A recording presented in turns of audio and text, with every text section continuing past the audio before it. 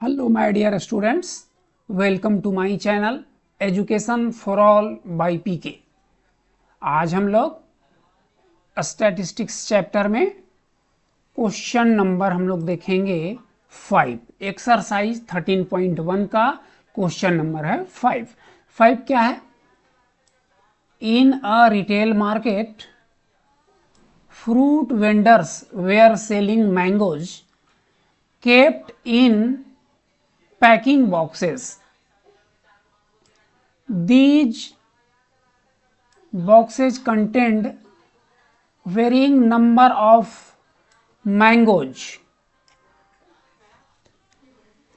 The following was the distribution of mangoes according to the number of boxes. प्रश्न क्या बोलता है? Fruit seller है, ये मैंगोज बेच रहा है और ये बेचता है पैकिंग बॉक्स में, यानी जो पेटी रहता है ना फ्रूट्स का, वो पेटी में बेचता है। और ये जो पेटी है, इस पेटी में ऐसा नहीं कि हर पेटी में नंबर ऑफ मैंगोज सेम है, अलग अलग पेटी में नंबर ऑफ मैंगोज अलग अलग है।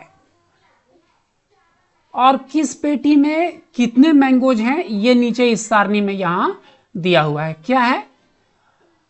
नंबर ऑफ मैंगोज किस तरह से है? 50 से 52। नीचे है नंबर ऑफ बॉक्सेज 15। इसका मतलब क्या हुआ?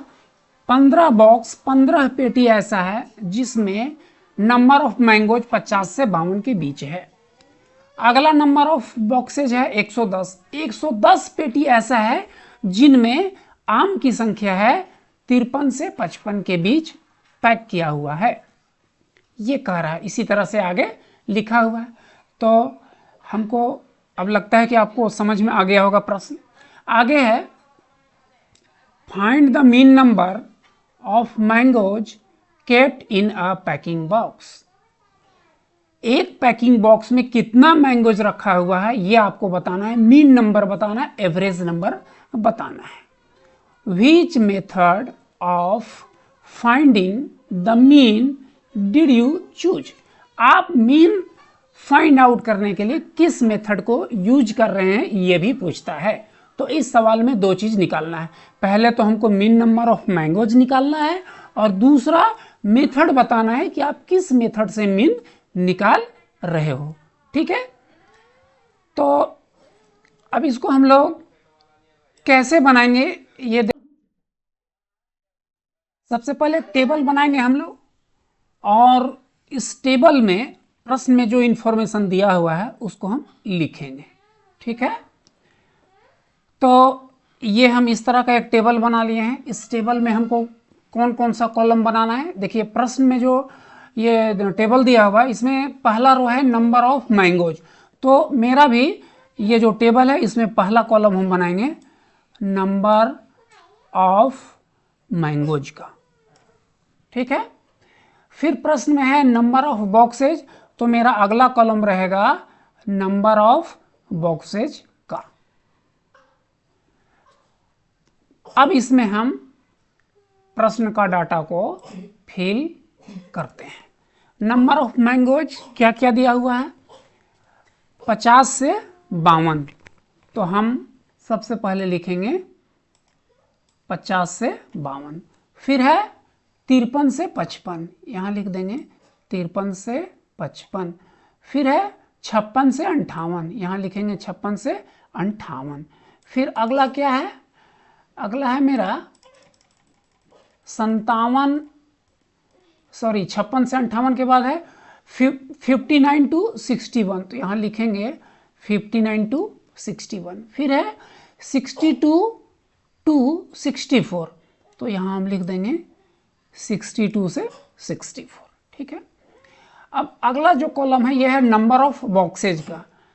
इसको हम लोग फ्रीक्वेंसी भी बोलते हैं और फ्रीक्वेंसी को डिनोट करते हैं FI से। चलिए, तो जो प्रश्न में दिया हुआ है नंबर ऑफ बॉक्सेज उसको हम लोग लिखते हैं। क्या है? 15 है, 110 है, यहां लिख देंगे 15। फिर लिखेंगे 110। फिर 135 है, लिख देंगे 135। 115 115। फिर है 25, लिखेंगे 25। तो इस टेबल में जो भी डेटा था उसको हम अपने टेबल में लिख लिए। उसके बाद मेरा जो अगला कॉलम है ये किस चीज़ का रहेगा, अब हमको यहाँ से बनाना शुरू करना है। देखते हैं अगला कॉलम मेरा किस चीज़ का रहेगा। तो आपको पता है कि मीन हम चाहे किसी भी मेथड से निकालें, तो ये दो कॉलम के बाद मेरा अगला कॉलम होता है वो होता है क्लास मार्क का। लिख देंगे यहाँ हम क्लास मार्क, ठीक है। और इसको हम लोग डिनोट करते हैं xi से, और ये मेरा जो फ्रीक्वेंसी है इसको डिनोट करते हैं fi से। चलिए अब यहाँ हम लोग क्लास मार्क लिखते हैं। क्लास मार्क कैसे लिखेंगे हम लोग पहले भी हम बता चुके हैं। जो क्लास इंटरवल पहला है मेरा 50 और 52 ऐड करेंगे, कितना होगा 102। 102 को 2 से डिवाइड करेंगे तो मेरा कोसेंट कितना हो जाएगा, होगा 51। यहाँ लिखेंगे पहला क्लास मार्क 51। फिर ऐड करेंगे 53 और 55 को, कितना होगा 55 और 50 105 और 3 108। 108 को 2 से डिवाइड करेंगे तो आएगा मेरा 54। देखिए कितने का डिफरेंस आ रहा है, 51 54, 3 का डिफरेंस है। तो आगे भी मेरा इसमें आएगा 3 का डिफरेंस। 54 में 3 ऐड कर देंगे, अगला होगा मेरा 57, फिर होगा 60 और फिर होगा 63। एक चीज़ यहाँ ध्यान रखिएगा आप लोग, जो क्लास इंटरवल यहाँ दिया हुआ है 50 से 52 है, फिर 52 से स्टार्ट नहीं कर रहा है, 53 से स्टार्ट कर रहा है, 53 टू 55 है, फिर आगे 55 से शुरू नहीं कर रहा है, फिर आगे 56 से 58 कर रहा है। सब में 2 का डिफरेंस है। लेकिन यहाँ क्लास मार्क जो है इसको हम लोग बोलते हैं ये कंटिन्यूअस नहीं है, ये डिस्क्रीट है, ठीक है। यहाँ 52 था फिर उससे शुरू नहीं किया है ये, तो इसको हम लोग डिस्क्रीट इंटरवल बोलते हैं, ठीक है। तो इस तरह से हम लोग निकाल लिए हैं। हाँ, तो यहाँ एक चीज़ और ध्यान देना, जैसे यहाँ 2 का डिफरेंस है, लेकिन मेरा जो क्लास मार्क आया है इसमें आ रहा है 3 का डिफरेंस। 50 से 52 उसका हाफ किए, फिर 55 और 3 58, 108 का हाफ देखिए 54 होगा। इसको अगर हम लोग ऐड करें तो 58 और 2 60 हो गया, 60 और या ऐसे जोड़ते हैं 8 6 14, 4 हाथ में 1, 5 5 10 1 11, 114। तो इसको 2 से डिवाइड करेंगे कितना आएगा 57। तो ये चीज़ यहाँ ध्यान रखिएगा आप लोग, भले इसमें 2 का डिफरेंस है, क्लास मार्क में मेरा 3 का डिफरेंस है। चलिए अगला कॉलम मेरा क्या रहेगा, देखिए fi वैल्यू बड़ा बड़ा है, xi का भी देख रहे हैं कि वैल्यू बड़ा बड़ा है। अगर fi xi को गुना करना, हमको मल्टीप्लाई करना होगा तो ज़्यादा कैलकुलेशन करना होगा, तो हम डायरेक्ट मेथड से नहीं बनाएंगे। अब अगला एक कॉलम जो मेरा रहेगा वो रहेगा मेरा di का। di इक्वल टू क्या होता है, ये होता है xi माइनस a। तो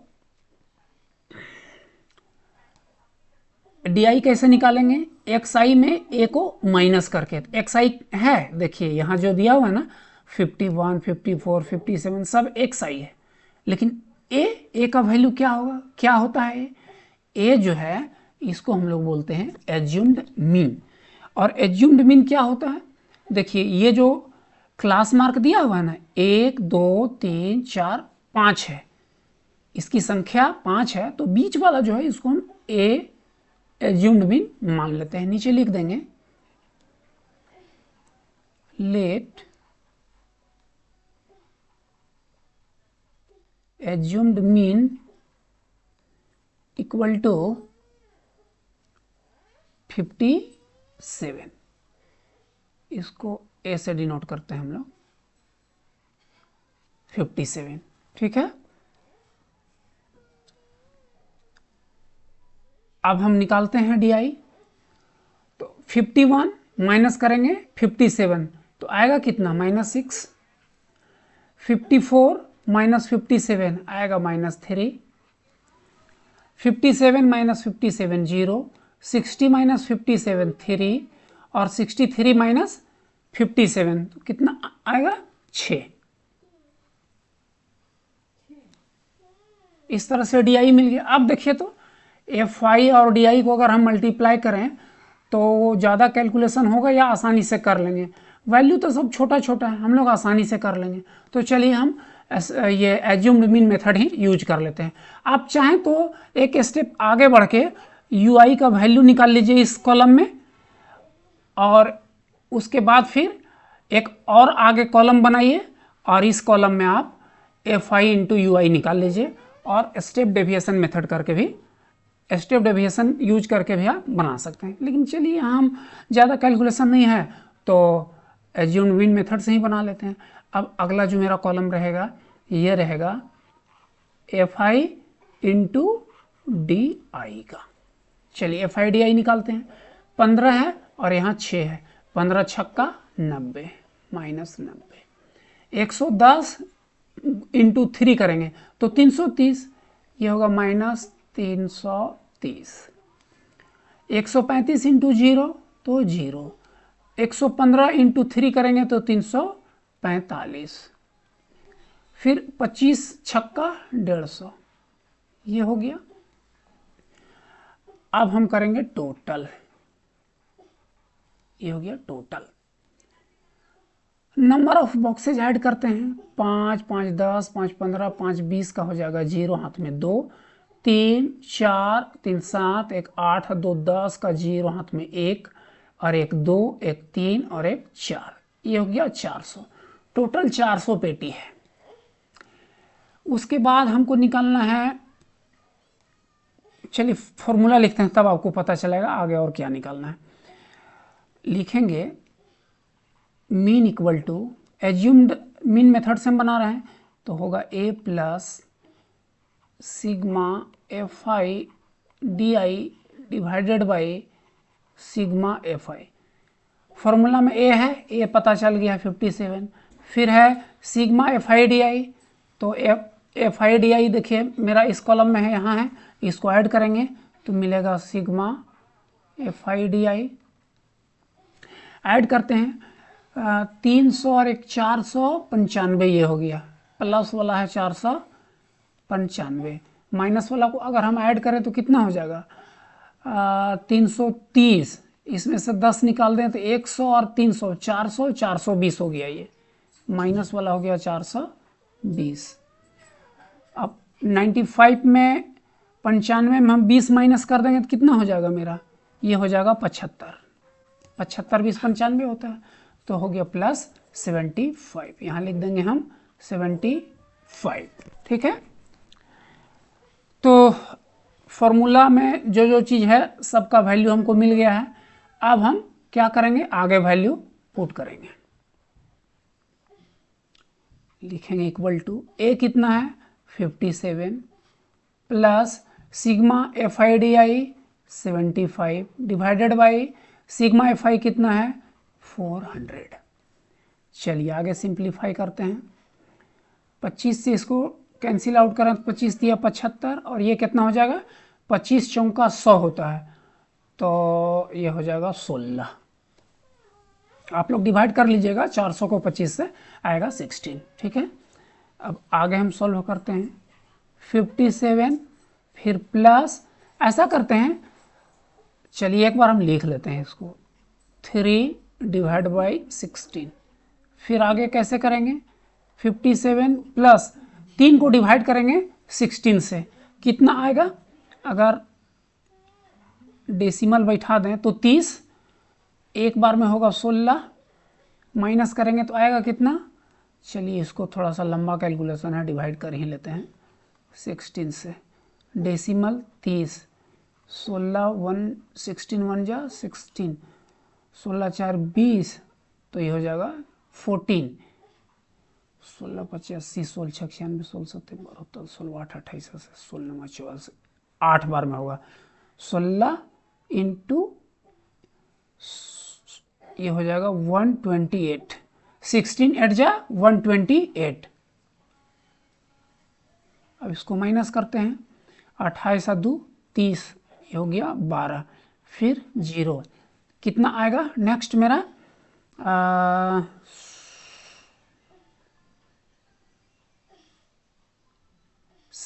16 7 जा 112, 112, फिर आएगा 8। चलिए आगे हम छोड़ देते हैं। 3 डिजिट मिल गया है 187, हालांकि 2 ही डिजिट तक हमको चाहिए, तो 2 डिजिट में होगा 19, अप्रॉक्सीमेट करेंगे उसको, ये हो जाएगा 19। अब हम अगर 57 में उसको ऐड कर दें तो क्या मिलेगा, ये मिलेगा 57.19। ये है नंबर ऑफ मैंगोज मिल गया हमको। प्रश्न में यही पूछ रहा था। इसमें पूछा था find the mean number of mangoes keeped in a packing box. तो हम नीचे लिख देंगे देयरफॉर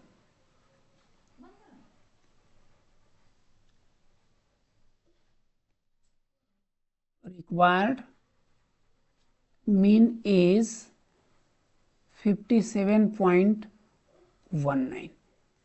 ये क्वेश्चन का पहला पार्ट क्लियर हो गया। आगे पूछा था which method of finding the mean did you choose. तो यहाँ लिखेंगे कौन सा मेथड हम लोग यूज किए हैं, एज्यूम्ड मीन मेथड। लिखेंगे we used assumed mean method. ये हो गया आंसर और ये हो गया आंसर। इस तरह से ये सवाल हो गया कंप्लीट। Thank you.